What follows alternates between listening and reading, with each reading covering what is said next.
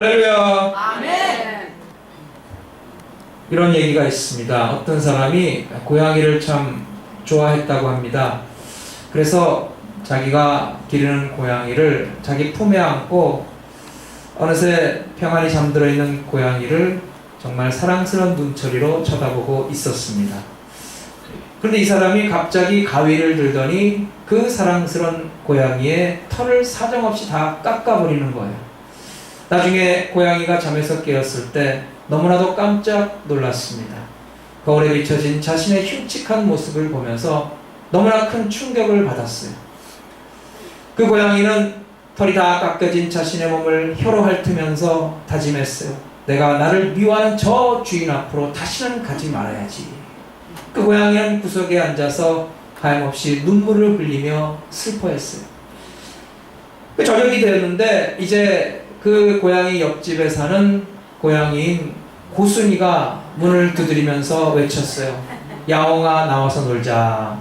그런데 야옹이는 자신의 그 모습이 너무나도 창피해서 나갈 수가 없었어요. 그래서 그 옆집에 사는 모든 고양이들이 함께 어울려서 지붕 위에서 뛰어놀 때 야옹이는 그저 그들이 노는 모습을 구경만 할 뿐이었어요. 근데 이제 계절이 변해서 겨울이 되었고 날씨가 추워졌어요. 그 주변에 사는 고양이들이 어느새 하나둘씩 자취를 감추는 것입니다.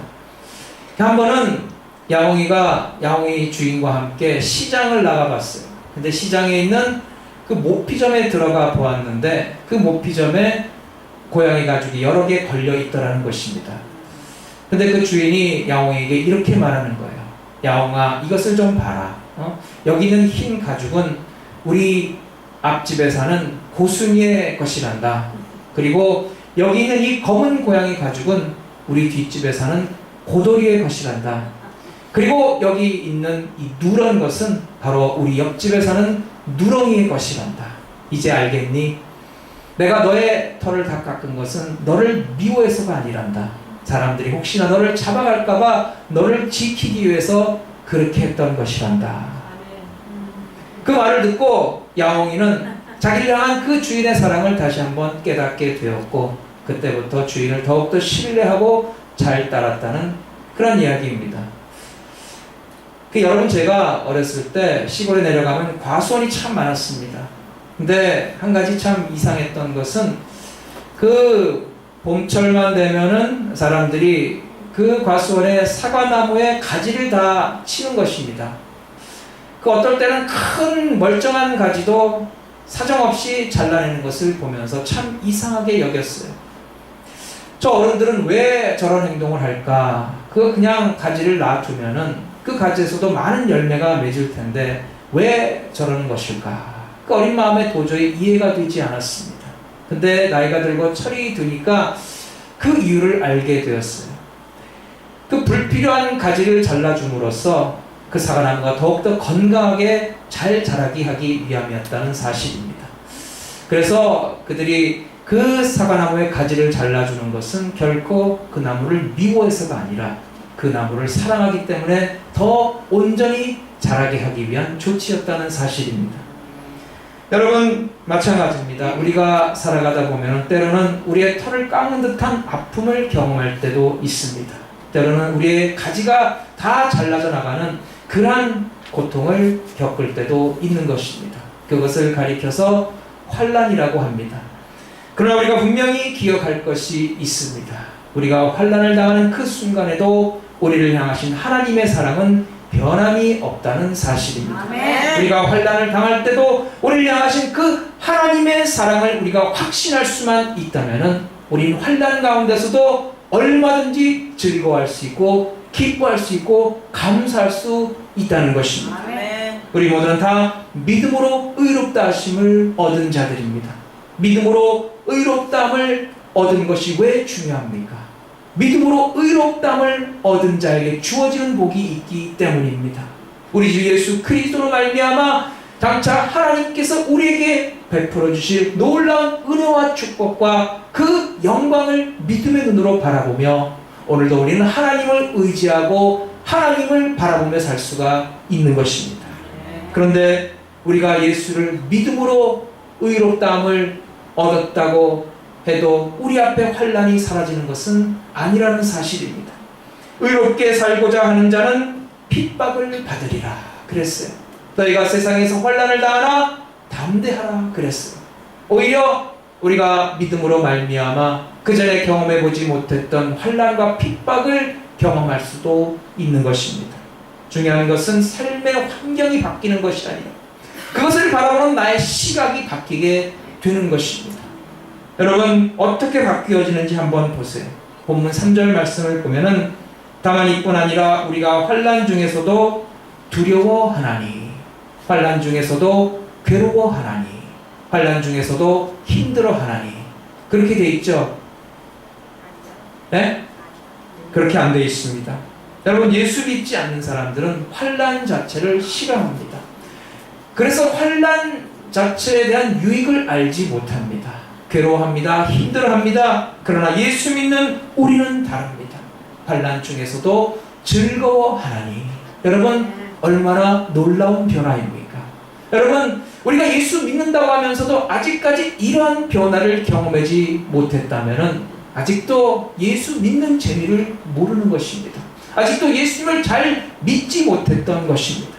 여러분 오늘 이 말씀을 꼭 붙드세요. 저는 여러분들이 지금 어떤 고통을 당하고 있는지 일일이 다 알지는 못합니다. 그러나 여러분 그 누군지 세상에서 정도의 차이일 뿐이지 나름대로의 고통은 다 당하고 있는 것입니다. 중요한 것은 그것을 어떻게 받아들이고 그것을 내가 어떻게 반응하냐에 있다는 것입니다. 지난번에 TV에서 보았는데 그 엄영수라는 개그맨이 나와서 말을 하는데 굉장히 제가 많은 은혜를 받았어요. 뭐 우스갯소리를 했지만은 참 제가 느끼는 것이 많았습니다. 그가 하는 말이 자기 집에는 턱시도가 참 많다고 하는 거예요.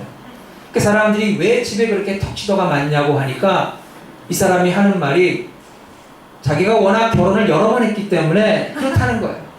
물론 조크로 한 말이지만은 자신의 인생의 고통을 그렇게 조크로 승화시킨 그의 태도가 얼마나 아름답습니까? 오늘 바울의 고백 가운데서 하나님의 선하신 뜻과 하나님의 섭리를 깨달아서 우리도 바울처럼 환난 가운데서도 인내하며 믿음으로 승리할 수 있는 그러한 신앙의 높은 단계까지 올라가기를 간절히 소망합니다. 네. 첫째로 우리가 환난 속에서 즐거워할 수 있는 이유입니다.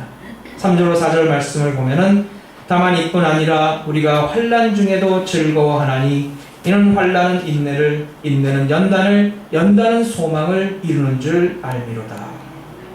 마지막 부분에 이루는 줄 뭐함이라고 했습니까? 이루는 줄 알미로다. 아는 것이 있다는 거예요. 환난의 의미가 있다는 것입니다.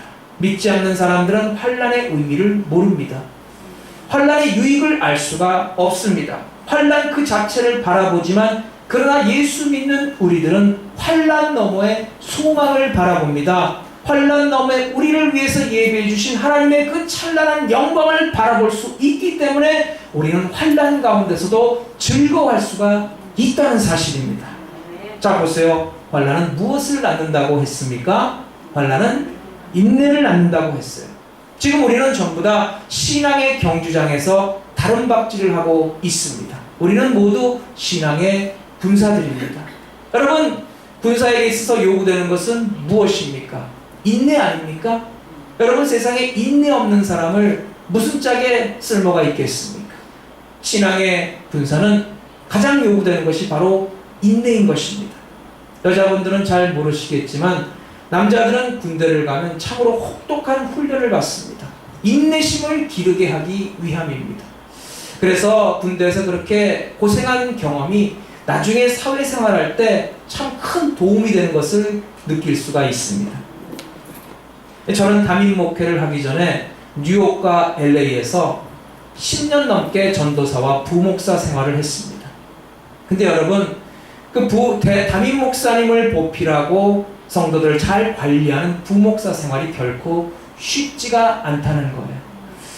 그 담임 목사님과 성도들 사이에서 샌드위치가 돼가지고 이쪽 저쪽 눈치를 보느라고 제 눈이 사팔뜨기가 될 뻔했어요.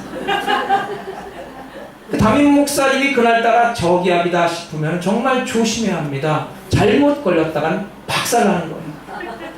또 성도들은 담임 목사님이 어려우니까 하고 싶은 말이 있으면 전부 다 저한테 와서 얘기를 해요.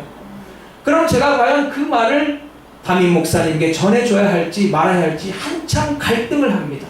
그러다가 모처럼 용기를 내서 그 말을 담임 목사님에게 전해줬다가 본전도 찾지 못했어요. 얼마나 혼났는지 모릅니다. 그러다가 제가 담임 목사를 하니까 정말 날아갈 것 같더라고요. 그때 부목사 시절에 연단 받았던 것이 지금 와서 생각하면 너무나도 고마운 거예요. 그때 연단 받는 게 있으니까 지금도 더욱 이 자리에 감사함을 잃지 않게 된다는 것입니다. 지금도 목회 생활하면서 여러 가지 정신적으로 괴로울 때마다 그때 생각을 합니다. 그때 생각을 하면은 지금 겪는 어려움은 별것 아니에요. 그때는 정말 참기 어려운 고통도 다 참았어요. 멋모르고 참았습니다. 참을 수밖에 없기 때문에 참았어요. 지금도 그 생각을 하면서 얼마든지 참을 수가 있는 것을 깨닫게 됩니다. 여러분 마찬가지입니다. 환난이라고 하는 것이 우리에게 괴로움을 주는 것 같지만은 그러나 그 환난이 우리에게 주는 유익이 있다는 사실입니다. 우리에게 더욱더 인내심을 기르기 위해서 성숙한 신앙의 인격을 소유하게 해 준다는 것입니다. 그래서 하나님은 때로 우리에게 유익을 주시기 위해서 우리에게 환난을 허락하실 때도 있다는 사실입니다. 그 다음에 인내는 무엇을 낳는다고 했습니까? 인내는 연단을 낳는다고 했어요. 여러분 쇠붙이를 연단할 때 어떻게 합니까? 불 속에 집어넣습니다. 그러면 아주 뻘겋게 달궈져요. 그럼 그것을 꺼내서 쇠망치로 사정없이 여기저기 두들깁니다. 그래야지만 그 쇠붙이에 있는 모든 찌꺼기들이 다 제거됩니다. 그리고 눈에 보이지 않는 작은 흠과 구멍들도 다 메꿔지게 되어 있어요. 마찬가지입니다. 우리도 인내를 통해서 연단을 받게 됩니다. 여러분 그 연단을 통해서 우리의 믿음이 정금보다도 더 보배로운 믿음으로 승화되는 것입니다. 우리가 살아가다 보면은 이유 없이 우리의 마음을 아프게 하고 이리 치고 저리 치는 그런 못된 사람들을 만날 때가 없지 않아 있습니다. 여러분 그렇더라도 낙심하지 말라는 거예요. 좌절하지 말라는 거예요. 여러분 다 우리의 인격과 신앙을 연마시키기 위해서 하나님께서 우리에게 허락해 주신 가시인 것입니다. 여러분 따지고 보면 그것이 우리에게 얼마든지 유익이 될 수가 있다는 것입니다. 그러므로 다음에는 연단으로 무엇을 이룬다고 했습니까? 소망을 이루는 줄 알미로다. 완성한다는 것입니다. 따지고 보면 환난, 인내, 연단 이 모든 것은 우리로 하여금 소망을 품기 위한 징검다리, 디딤돌의 역할을 한다는 거예요. 그래서 하나님께서 우리에게 환난을 허락하신다는 것입니다. 그러므로 여러분 우리가 당하는 환난만 바라보지 마세요. 환난은 우리로 하여금 인내를 배양하게 하고 인내는 연단을 갖고 그리고 연단은 우리로 하여금 소망을 낳게 한다는 사실을 분명히 우리가 명심하고 환난 너머에 있는 소망 하나님께서 우리를 위해 베풀어 주시는 그 찬란한 영광을 바라보면서 환난 가운데서도 인내하는 성도가 되시기를 바랍니다. 오늘 본문의 말씀을 기록한 사도 바울도 환난 가운데 즐거워했어요. 그가 어떤 환난을 당했습니까? 그에게는 육체의 가시가 있었다고 했어요. 육신의 장애가 있었던 것입니다. 어떤 사람은 그것이 눈병 안질이라고 얘기하기도 하고 어떤 사람은 간질병이라고 추측하기도 합니다. 무엇이 됐든 간에 그가 사역하는 데 있어서 참으로 힘들고 고통스러웠다는 거예요. 그래서 그는 편지를 쓸 때도 직접 쓰지 않고 다른 사람들에게 대피를 부탁했어요. 그 바울의 사명이 무엇입니까? 여기저기 다니면서 복음을 이방인들에게 전하는 것이었어요. 그러니 그 육신의 장애가 여기저기 다니면서 복음을 전하는데 얼마나 방해가 되었겠습니까? 그래서 너무나 힘들어서 하나님께 이 육체의 가시를 제거해달라고 3번씩이나 간절히 부르짖어 기도했어요. 그때 하나님께서 뭐라고 응답하셨습니까? 내 은혜가 내게 족하도다. 이는 내 능력이 약할 때 온전하여 지니니라. 바울은 이 음성을 통해 새로운 교훈을 깨달았어요. 자기가 가지고 있는 육체의 가시, 당하고 있는 환난을 통해서 오히려 하나님의 영광이 더 크게 드러날 수 있다는 사실입니다. 그가 그 사실을 깨달았을 때 환난 중에서도 즐거워하며 감사할 수 있었다는 사실입니다. 아멘. 여러분, 이렇게 생각해 보세요. 바울은 많은 사람들의 병을 고쳐주었습니다. 귀신들의 여종의 병을 고쳐주었고 안전뱅이도 일으켰습니다. 심지어 그 옥상에서 떨어진 그 사람을 살려주는 그런 놀라운 기적까지 행했어요. 그런데 놀라운 것은 바울이 이와 같이 많은 병자들을 고쳤는데 정작 자신의 병은 고치지 못했다는 사실입니다. 그러니까 그것을 보면서 많은 사람들이 무엇을 느꼈겠습니까? 아하, 바울이 가지고 있는 능력은 바울의 것이 아니라 하나님께서 바울에게 빌려주신 것이구나. 그래서 하나님께서 때를 따라 필요를 따라 바울을 통해 역사하시는구나. 그렇게 깨달았을 거예요.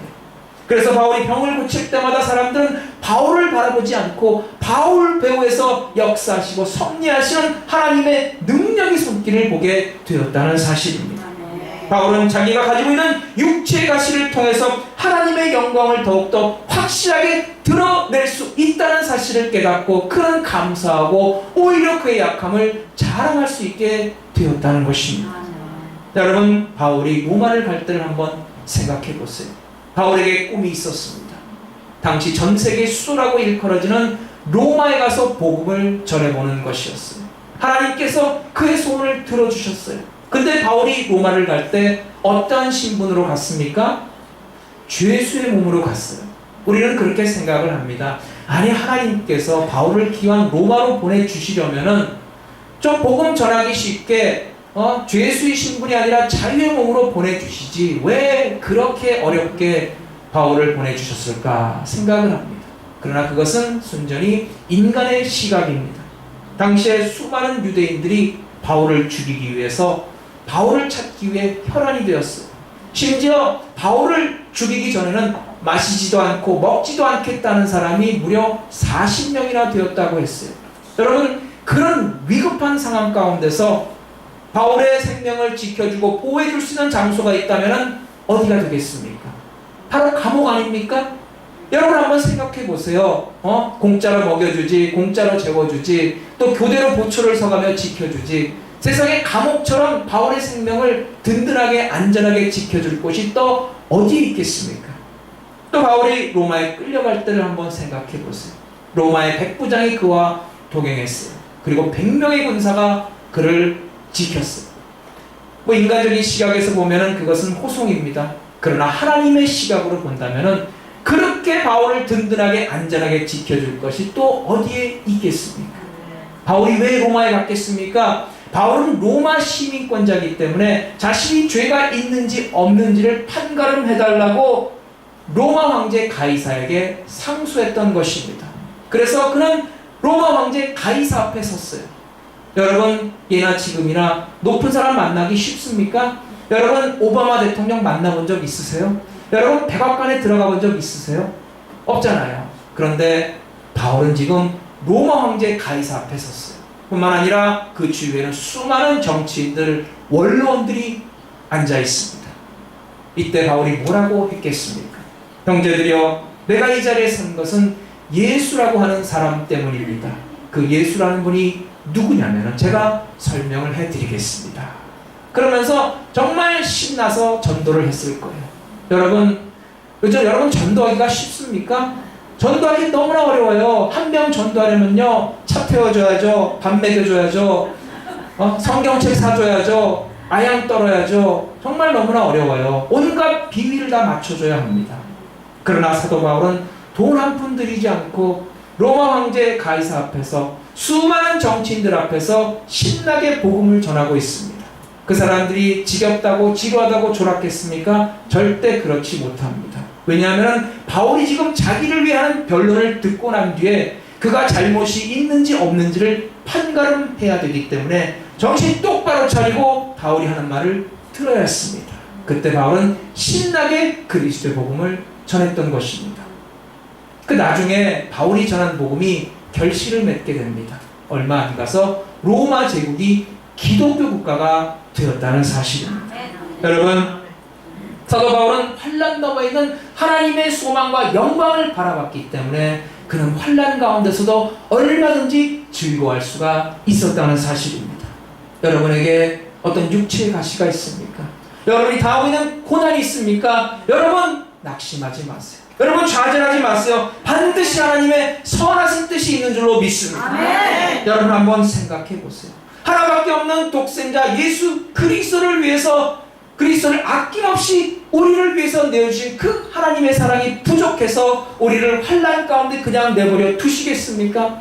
하나님의 능력과 하나님의 지혜가 부족해서 우리를 그 고통 가운데 그냥 방치해 두시겠냐는 거예요. 절대 그렇지 않습니다. 하나님의 선하신 뜻이 있습니다. 환난 우리의 인내를 길러주고, 인내는 연단을 낳고, 연단은 우리에게 소망을 이루어 주기 때문에 하나님께서 우리에게 환난을 허락해 주시는 줄로 믿습니다. 아멘. 여러분에게 어떤 어려움이 있습니까? 그럴 때 여러분, 주여 이 환난을 내게서 속히 거두어가 주옵소서 라고만 기도할 것이 아니라, 주님 나의 눈을 밝히 열어주셔서 이 환난을 통해서 주님께서 내게 보여주고자 하시는 그 선하신 뜻과 섭리를 내가 밝히 깨달아 알게 하여 주시옵소서 라고 기도하는 성도가 되시기를 바랍니다. 우리가 당한 환난을 통해서 오히려 우리가 하나님 앞으로 더 가까이 나가며 바울처럼 믿음으로 승리하여 하나님께 영광 돌리는 성도가 되시기를 바랍니다. 둘째로 우리가 소망을 품어야 하는 이유에 대해서 생각해 봅니다. 5절 말씀을 보면은 소망이 부끄럽게 아니함은 우리에게 주신 성령으로 말미암아 하나님의 사랑이 우리 마음에 부은 바 됨이니. 소망은 우리를 부끄럽지 않게 합니다. 소망은 우리를 낙심하지 않게 합니다. 하나님께서 우리의 소망을 이루어 주시기 때문입니다. 소망에는 두 가지의 종류가 있습니다. 하나는 헛된 소망입니다. 세상에 두는 소망입니다. 그것은 마치 신기루와 같습니다. 어떤 사람이 사막을 여행합니다. 그런데 물이 다 떨어졌어요. 너무나도 목이 마릅니다. 멀리서 오아시스 같은 것이 보이는 거예요. 전력을 다해서 질주해서 달려갔는데 가보니까 오아시스는 온데간데 없이 사라지고 아무것도 없더라는 사실입니다. 신기루였어요.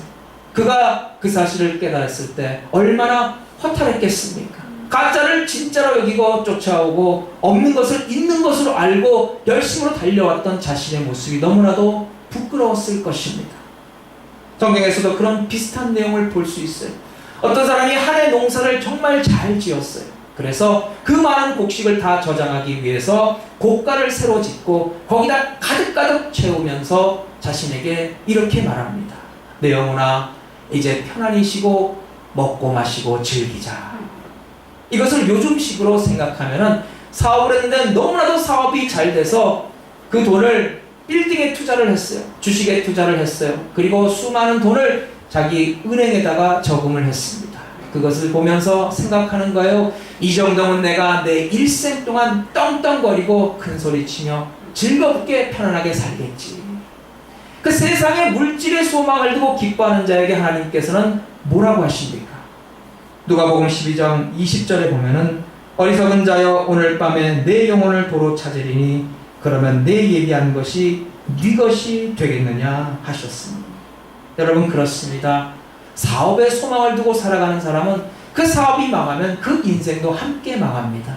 세상 권력에 소망을 두고 살아가는 사람은 세상 권력이 무너질 때 그 인생도 함께 무너지게 되어 있습니다. 세상에 소망을 두는 사람은 결국 신기루를 쫓아가는 사람과 같습니다. 결국 부끄러움을 당하게 되는 것입니다. 결국 인생의 허무함을 느끼게 되고 부엉바위에서 떨어지게 되는 것입니다. 여러분, 그러나 또 다른 종류의 소망이 있어요. 참된 소망입니다. 예수님께 두는 소망입니다. 예수 그리스도에게 소망을 두고 살아가는 사람은 결코 부끄러운 일을 당하지 않습니다.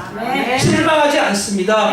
바로 예수님이 그 소망을 이루어 주시기 때문인 것입니다. 예수님은 신실하신 분이세요. 어제나 오늘이나 영원토록 동일하신 분이십니다. 예수 그리스도 오직 한 분에게 소망을 두고 환난에서 인내로, 인내에서 연단으로, 연단에서 소망으로 한 걸음 한 걸음씩 나가는 우리를 신실하신 예수님께서는 오늘도 든든히 지켜주시고 우리의 소원을 이루어 주시는 줄로 믿습니다. 하나님의 은혜 가운데 품어주시고 승리케 해주시는 줄로 믿습니다. 그 어느 교회에 소설을 쓰는 여자 집사님이 있었습니다. 그는 정말 억척스러운 사람이었어요. 그래서 참 성공하기 위해서 무단히도 노력을 했고 참 열심히 소설을 써서 어떻게 하든지 인기를 얻는 작가가 되고자 했어요. 다행히도 그의 소설이 꽤 인기가 있었어요.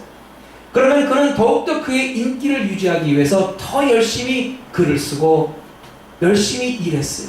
근데 너무나 열심히 일하다 보니까 그의 몸에 무리가 간 거예요. 몸이 당연히 재간이 없어요. 몸에 이상이 생겨서 병원에 가서 종합검진을 받아보니까 뜻밖에도 간암 말기라는 진단이 나왔어요. 의사가 하는 말이 앞으로 남은 생애는 3개월밖에 없다는 그런 시한부 인생을 선고받았어요. 얼마나 낙심이 되었겠습니까?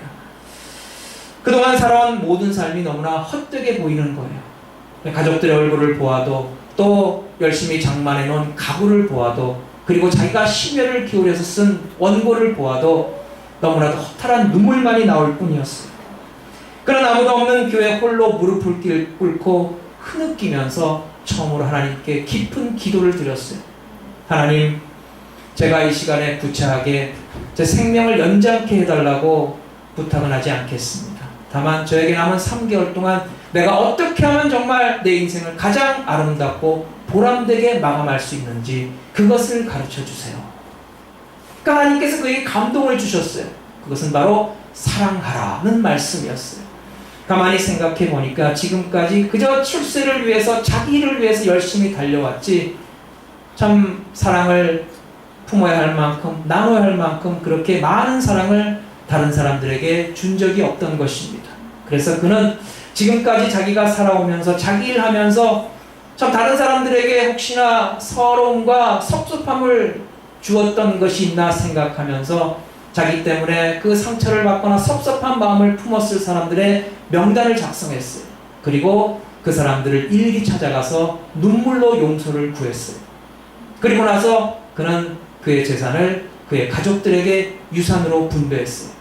그리고 나서 틈틈이 시간 있는 대로 그는 성경을 읽고 하나님께 기도를 드렸습니다. 그러는 가운데 3개월이 지났는데 아직도 멀쩡한 거예요. 이게 어떻게 된 건가? 이번에는 일부러 다른 병원에 찾아가서 검사를 받았어요. 그런데 이게 어떻게 된 일입니까? 간암은 순전히 오진이었다는 것입니다. 그러니까 그 교회 목사님이 얘기를 듣고 그 집사님에게 찾아왔어요. 집사님 얼마나 억울하십니까? 이것을 어디 가서 보상을 받는단 말입니까? 그러자 그 집사님이 이렇게 말하는 것이었어요. 목사님, 그렇지 않습니다. 저는 제 생애 가운데 지난 3개월 동안 그렇게 아름답고 보람되게 살아온 적이 없습니다. 이제는 제게 남은 생애가 얼마가 됐든지 간에 항상 시한부 인생을 산다는 각오로 살렵니다. 여러분, 따지고 보면 우리 모두가 다 시한부 인생을 살고 있지 않습니까? 뭐 좀 길게 살든 좀 짧게 살든 어차피 다 마찬가지입니다. 결국은 다 이 세상을 떠나서 하나님께서 우리를 위해 예비해 주신 영원한 나라로 들어가게 되어 있습니다. 그럼에도 불구하고 우리는 마치 이 땅에서 영원히 살 것처럼 그렇게 착각할 때가 있지 않습니까? 풀의 꽃과 같은 그런 허무한 것을 잡겠다고 집착을 하고 아기다툼을 벌이고 다른 사람에게 상처를 주고 해코지를 하고 싸울 때가 있지 않았습니까? 여러분, 하나님께서는 우리가 세상의 것들로 만족을 삼지 말고 영원을 사모하며 하나님을 바라보고 하나님을 의지할 것을 원하고 계십니다. 오늘 본문을 기록한 바울은 그랬어요. 자기를 반겨줄 예수 그리스도를 소망 가운데 바라보며 이런 고백을 하고 있습니다. 디모데후서 4장 7절로 8절. 내가 선한 싸움을 싸우고 나의 달려갈 길을 마치고 믿음을 지켰으니 이제 후로는 나를 위하여 의의 멸관이 예비되었으므로.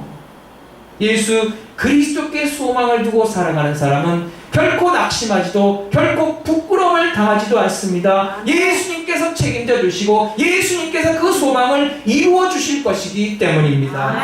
여러분, 하나님 우리에게 사랑을 베풀어 주실 때 인색하게 찔끔찔끔 한 방울 한 방울씩 떨어뜨려 주시는 것이 아닙니다. 부은 바 되었다고 했어요. 우리에게 폭포수 같은 한없는 은혜를 베풀어 주시는 줄로 믿습니다. 하나님은 당신의 사랑을 우리 어디에 부어주셨다고 했습니까? 마음에 부은 바 되니 우리 마음에 하나님의 은혜를 부어주셨고 사랑으로 풍성케 주셨습니다. 그래서 우리가 하나님의 사랑을 생각할 때마다 우리의 마음은 뜨거워지지 않을 수가 없는 것입니다. 그 주체할 수 없는 눈물과 감격을 우리가 갖지 않을 수가 없다는 사실입니다. 그런데 이 엄청난 사랑을 우리 마음속에 쏟아부어주는 역할을 누가 하십니까? 성령으로 말미암아. 내가 하는 것이 아니에요. 성령 하나님께서 하시는 것입니다. 그러니까 주관자는 하나님이 되신다는 거예요. 하나님께서 우리의 삶을 책임져 주시고 하나님께서 우리에게 베풀어 주신 그 사랑대로 우리를 인도하시고 우리의 소망을 이루어 주시는 줄로 믿습니다. 사랑하는 여러분, 우리는 믿음으로 의롭다 하심을 역임을 받은 자들입니다. 우리는 하나님의 자녀가 되었습니다. 그러나 우리가 세상에서 환난을 당할 때도 있습니다. 그러나 환난은 인내는 연단은 소망을 이루게 되어 있습니다. 그러므로 환난 자체를 바라보고 괴로워하지 마세요. 환난 너와 있는 소망을 바라보시길 바랍니다. 그리할 때 우리는 환난 가운데서도 얼마든지 기뻐하고 즐거워하며 감사할 수 있는 줄로 믿습니다.